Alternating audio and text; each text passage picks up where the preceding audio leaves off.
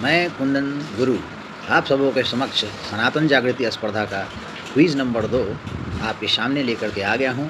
ये कौन बनेगा हजारपति KBH जो है दशहरा में खेला गया था, उसी का क्वेश्चन है। तो चलिए क्वेश्चन सेट 1 शुरू करते हैं। 5 रुपये से शुरू होते हुए 1000 तक जाता है। तो बिना समय गंवाए हुए हम कुछ ज्ञान प्राप्त करते हैं धर्म से संबंधित। हिंदू होते हुए भी अगर आपको ये सब जानकारी नहीं है तो बेकार है। तो चलिए शुरू करते हैं बिना समय गंवाए हुए। आपके सामने क्वेश्चन आ गया। क्वेश्चन नंबर 1 KBH सनातन जागृति स्पर्धा 11 क्वेश्चन 5 रुपये से लेकर के 1000 तक जीतने वाला इनाम है और इसके संयोजक कुंदन गुरु। तो चलिए शुरू करते हैं। पहला आपके सामने सवाल आ गया है, श्री राम जी की जन्मभूमि अयोध्या किस नदी के किनारे है? ये 5 रुपये का क्वेश्चन पूछा गया था। गंगा, यमुना, सरजू, घाघरा। अनुमान लगाइए कौन सा है? तो सही जवाब इसका होगा सरजू। सरजू का तीर अयोध्या नगरी है, ऐसा गीत गाया जाता है। क्वेश्चन नंबर 10 आपके सामने है। क्वेश्चन नंबर 2 10 रुपये का यह सवाल पूछा गया था। आपको हर दशहरा में यह क्विज खिलाया जाएगा। अगर आप भी शामिल होना चाहते हैं तो अगली बार से ऐसा व्यवस्था किया जाएगा कि आप शामिल हो सकते हैं। चलिए, बजरंग बली के माँ का नाम क्या था? अंजलि, अंजनी, अंजना, केसरी। सही जवाब क्या होगा? अंजनी। चलिए, अब 10 रुपये से के बाद 20 रुपये का सवाल आपके सामने 3 नंबर, और यह फर्स्ट पड़ाव था। रामायण काल की घटना किस युग में हुई थी? द्वापर युग, त्रेता युग, सतयुग, वैदिक युग।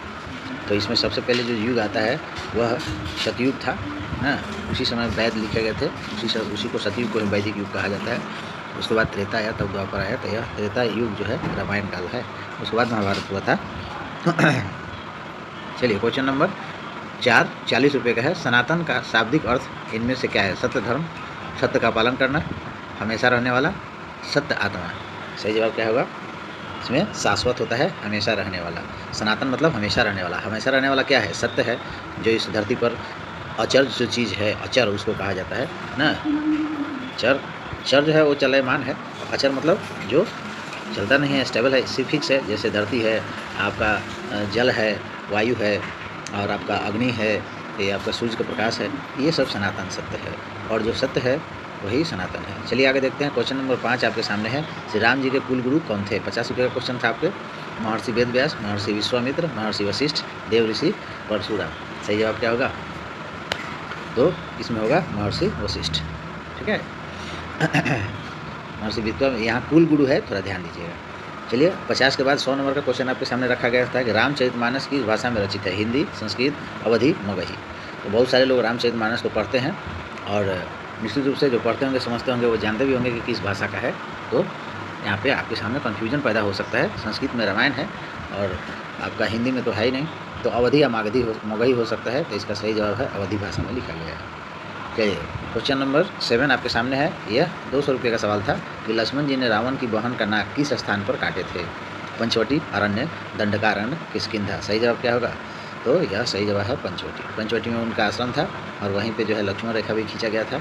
वहीं पे हिरण जो है मिर्ग हिरण को मारने के लिए गए थे। चलिए, 200 के बाद 300 का क्वेश्चन आपके सामने आएगा। इसके बाद 100 रुपये बढ़ते जा रहा है, और इस प्रकार प्रथम पड़ाव जो है यहाँ पे पास कर गए हैं।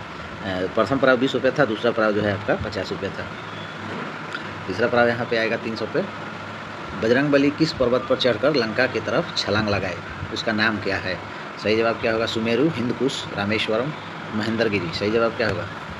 थोड़ा कन्फ्यूजन हो रहा होगा, तो पढ़िएगा तो पता चलेगा। महेंद्रगिरी सही जवाब है ना। पहले बड़े बुजुर्ग जो है हम लोगों के ज़माने में, आज से 25 साल पहले, वो लोग ये रामायण पर चर्चा करते थे, उन लोगों को जानकारी होती थी, और पहले सीरियल भी देखा जाता था। लेकिन आजकल के बच्चे तो बस उसको टिकटॉक और रील से फुर्सत ही नहीं है, वो आलतू फालतू चीज़ देखते रहते हैं।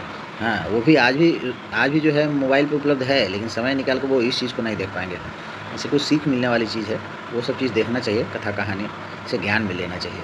कथा कहानी सत्य नहीं होता है, कहानी बनाया गया रहता है, मनगढ़ंत होता है, लेकिन उससे ज्ञान मिलता है ना, और ये तो सत्य घटना है। चलिए देखते हैं 400 का क्वेश्चन। श्री कृष्ण जी अपने सखा सुदामा के साथ किस गुरु के आश्रम में रहकर शिक्षा ग्रहण किए थे ना? संदीपनी मुनि, द्रोणाचार्य, पराशर मुनि, और महर्षि वेद व्यास। सही जवाब क्या होगा? सोच के बताइए। श्री कृष्ण और सुदामा के गुरु, जिसमें कृष्ण भगवान जो थे उनसे उस कहानी एक तो फेमस है कि चना लेकर गए हुए थे ना, तो कृष्ण भगवान का हिस्सा भी सुदामा खा गए थे, और बारिश हो रही थी, अंधेरा हो गया था, तो कृष्ण भगवान तो जान ही गए थे। उन्होंने पूछा, क्या सुदामा सखा, मेरा वाला हिस्सा मत खा जाना। तो सुदामा ने कहा कि नहीं नहीं, मेरे दांत कट। तो इसमें जो है संदीपनी मुनि उनके गुरु थे ना। चलिए आगे देखते हैं। 500 का क्वेश्चन है, श्री कृष्ण भगवान के अग्रज बलराम जी के माँ का नाम क्या था? यशोदा, रोहिणी, देवकी, शकुंतला। सही जवाब क्या होगा? देखने में आपको आसान लग रहा होगा, लेकिन इसका सही जवाब है रोहिणी। रोहिणी जो थी यशोदा जी की बहुत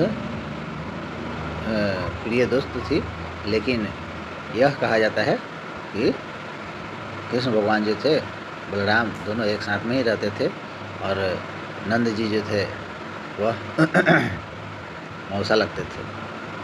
चलिए आगे देखते हैं। लास्ट क्वेश्चन 1000 का है, हिंदू धर्म में किस पवित्र ग्रंथ के संबंध में कहा जाता है कि इसे नहीं पढ़ा तो जीवन व्यर्थ है? 1000 का क्वेश्चन है कि नहीं है? 11 नंबर क्वेश्चन आपके सामने है, वेद, रामचरितमानस, उपनिषद, भगवत गीता। तो सही जवाब इसका क्या होगा? ये बहुत कंफ्यूज करता है, और KVH कोई जीता भी था, लेकिन ये सवाल नहीं था उनके लिए। तो इसका सही जवाब होगा आपका भगवत गीता। इसी के साथ ही ये क्विज समाप्त हुआ। और भी क्विज के लिए इस चैनल से बने रहिए, सब्सक्राइब कीजिए, लोगों को बताइए। तब तक अगले मिलेंगे। धन्यवाद।